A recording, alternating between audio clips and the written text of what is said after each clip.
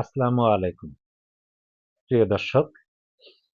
আর ১ মাস পরেই তো জাতীয় সংসদ নির্বাচন। আজকে জানুয়ারি মাসের ১২ তারিখ। আগামী ফেব্রুয়ারি মাসের ১২ তারিখে জাতীয় নির্বাচন। যদিও এই নির্বাচন নিয়ে নানান মহলে কিন্তু নানান ধরনের আলোচনা আছে। যে নির্বাচন আদৌ হবে কিনা, নির্বাচন হলে কি হবে, অনেকে বলেন যে না নির্বাচন হবে না। এরকম কথাবার্তা কিন্তু আছে। অপরদিকে আদালতে আবার রিটও হইতেছে নির্বাচন স্থগিতের জন্য। সকল কিছু মিলে নির্বাচন বিষয়ে সন্দেহ আছে, মানে যদি কিন্তু আছে। কিন্তু আজকের এই ভিডিওতে আপনাদের সামনে আমি যে বিষয়টি উপস্থাপন করার চেষ্টা করব, যে এই নির্বাচনকে কেন্দ্র করে আওয়ামী লীগের ফাইনাল খেলা কি।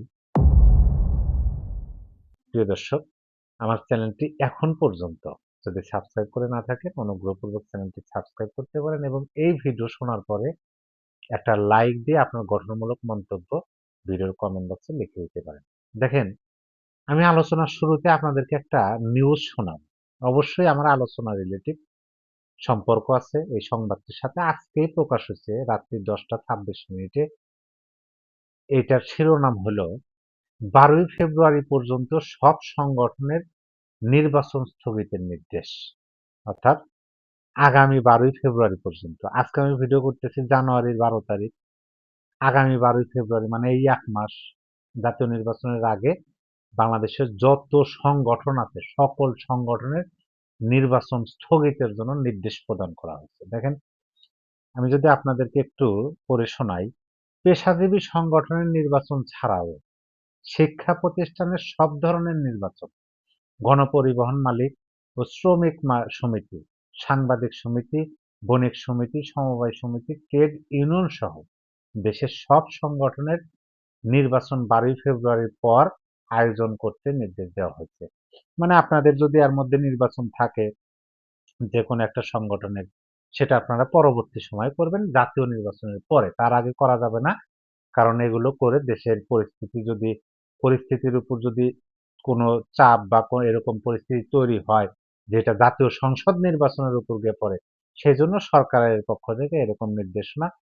মানে এই নিউজটা আপনাদেরকে এজন্য আমি পড়ে শোনালাম যে এইটা দ্বারা স্পষ্ট হলাম আমরা আমরা বুঝতে পারলাম যে সরকার 12ই ফেব্রুয়ারি নির্বাচন করার জন্য কতটুকু তৎপর। তারা ব্যাপক তৎপর। এবং এই অন্তর্বর্তী সরকারের বিভিন্ন উপদেষ্টাদের বক্তব্য এখন স্পষ্টভাবে বোঝা যায় তারা যত তাড়াতাড়ি নির্বাচন দিয়ে বিদায় নিতে পারে, তারা মানে এইটাই চাচ্ছে।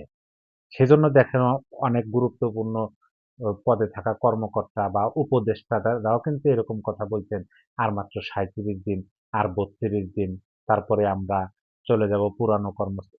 এই ধরনের বক্তব্য, তার মানে তারা দিন গোনা শুরু করছে যত তাড়াতাড়ি তারা বিদায় নিতে পারে, এরকম বোঝা যাইতেছে। আচ্ছা, এরকম পরিবেশ পরিস্থিতিতে এবং আওয়ামী লীগ বিহীন নির্বাচনে যে সমস্ত রাজনৈতিক দল নির্বাচনে অংশগ্রহণ করতে যাচ্ছে তাদের কার্যকলাপ কর্মসূচি দেখে কিন্তু এটা মনেই হয় যে হ্যাঁ, নির্বাচন বোধহয় হতে যাচ্ছে। এখন যদি নির্বাচন হয়, ওই যে যদি কিন্তু আছে, তাহলে আওয়ামী লীগের এই নির্বাচনকে কেন্দ্র করে ফাইনাল খেলাটা কি হতে পারে, সেই বিষয়টা কিন্তু আমরা এই ভিডিওতে আলোচনা করব। দেখেন, আমি কিছুক্ষণ আগে আজকে সন্ধ্যার পর পর আওয়ামী সভানেত্রী শেখ হাসিনার একটা বক্তব্য শুনলাম, অডিও বক্তব্য, যেটা ভেরিফাইড। মানে এইটা আহ, প্রকৃত পক্ষে শেখ হাসিনার নিজের কণ্ঠে শেখ হাসিনা নিজেই বলছেন, এই বক্তব্যটা নিজেই দিচ্ছেন।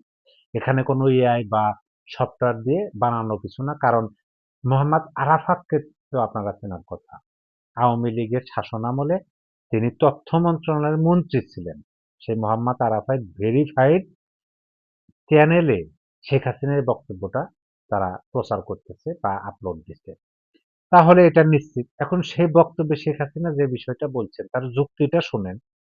যুক্তিটা আদৌ মানে খুবই স্পষ্ট, যেটা উম, অতি চালাক হওয়া লাগবে না এটা বোঝার জন্য। এটা গ্রাম মানে দেশের সকল মানুষ বুঝতে পারবে। এই বক্তব্যটা অবশ্যই ভাইরাল হবে এবং সারা দেশের মানুষের কাছে যাবে, মানুষ শুনবে, মন্তব্য জানাবে। এটা আমি জানি। হয়তোবা ইতিমধ্যে আপনিও শুনছেন। শুনে থাকলে ভালো, যদি না শুনে থাকেন আপনার সামনেও যাবে। ধৈর্য ধরুন। কারণ সেরকমই বক্তব্য। দেখেন, সেখানে তিনি বলছেন যে 2008-এ যে নির্বাচন হয়েছে সকল দলের অংশগ্রহণে এবং সেই নির্বাচনটা নিরপেক্ষ হয়েছে, সেই নির্বাচন নিয়ে কারো প্রশ্ন থাকার কথা না। তিনি এইভাবেই বলছেন যে সেই নির্বাচন নিয়ে তো কারো প্রশ্ন নেই। এখন সেই নির্বাচনে আওয়ামী লীগ ভোট পাইছিল কত? 48%। আর 300টি আসনের মধ্যে আওয়ামী লীগ 259টি আসনে আওয়ামী লীগ নমিনেশন দিচ্ছিল, মনোনয়ন দিচ্ছিল। আওয়ামী লীগের নৌকা প্রতীকে নির্বাচন করছে 259 আসন, নির্বাচিত হয়েছিল কত? 233 আসন। 259টি মনোনয়ন দিচ্ছে, 233টি 2008 সালে জয় হয়েছে।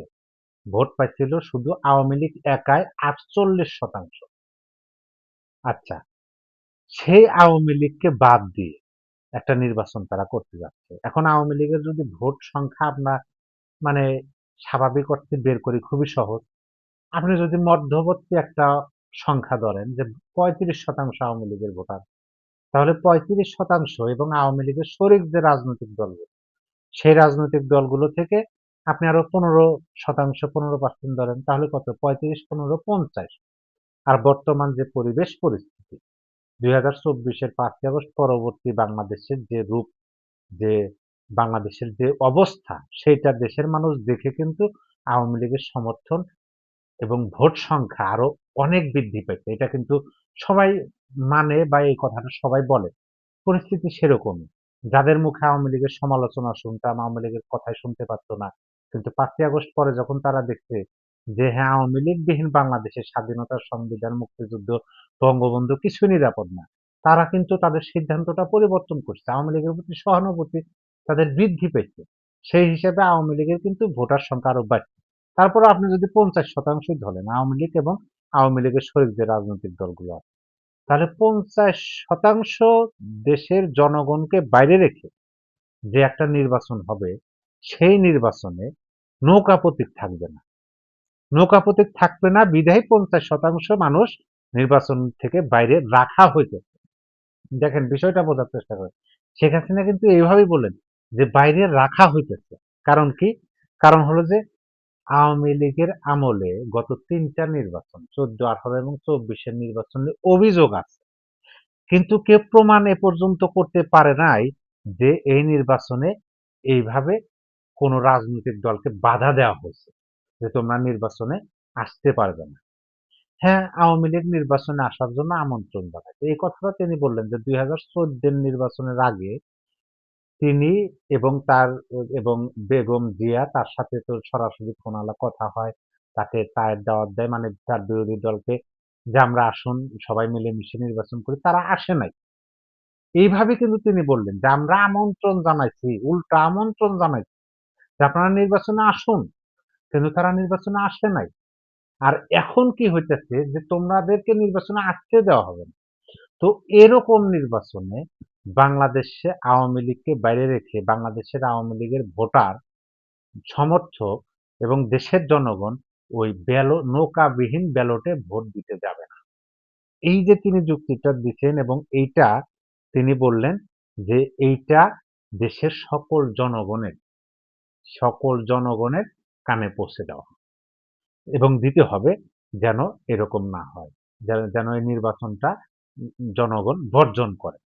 এটা হচ্ছে আওয়ামী লীগের আহ্বান। এখন আওয়ামী লীগের এই আহ্বান দেখে, সরকারের এই তৎপরতা দেখে এবং বর্তমান বাংলাদেশের রাজনৈতিক দলগুলো যেগুলো মানে সক্রিয় আছে, সেই দলগুলো কার্যকলাপ, বক্তব্য দেখে কিন্তু এটা বোঝাই যাচ্ছে যে আগামী ফেব্রুয়ারি 12 তারিখে একটা নির্বাচন হতে যাচ্ছে। কিন্তু নির্বাচনের ফলাফল কি হবে সেটাও অনমীয়, অনেকে অনুমান করতেছেন এবং নির্বাচন পরবর্তী সময় কি হবে সেটা বলা যায় না। দেখি, কিন্তু নির্বাচনটা বোধহয় হতে যাচ্ছে। এখন এই নির্বাচন কেন্দ্র করে আওয়ামী লীগ যে ফাইনাল যে সিদ্ধান্তটা জানালো, সেটাকে আমি থাম্বনেইলে ফাইনাল খেলা হিসেবে উল্লেখ করছি।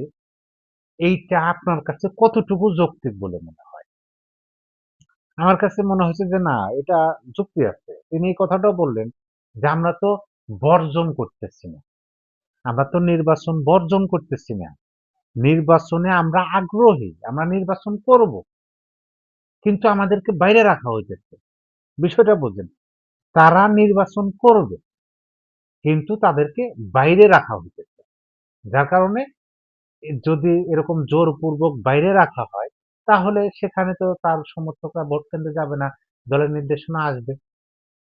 দেখা যাক আসন্ন জাতীয় সংসদ নির্বাচন মানে আদৌ কিভাবে হয়, হয় নাকি, যদিও এখনো সন্দেহ আছে, সংশয় আছে যে কি হয়, কি হয়।